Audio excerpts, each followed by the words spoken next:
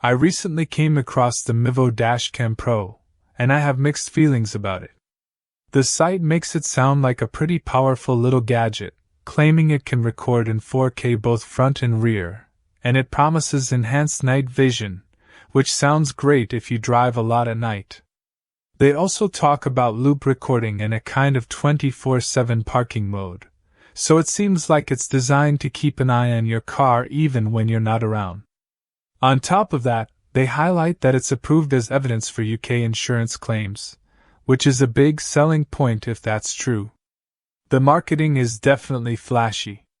They push things like full road protection and crystal clear video, and the site shows high ratings, 4.7 stars from 14,000 customers, but I couldn't find any real reviews to back that up.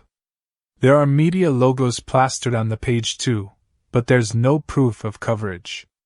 Honestly, a lot of the descriptions are just buzzwords, and there's very little in the way of actual technical details. They don't say what kind of sensor the cameras use, the video bit rate, or whether the 4K is native or just upscaled. Even the parking mode's power source isn't explained, and there's nothing about what kind of microSD card it supports.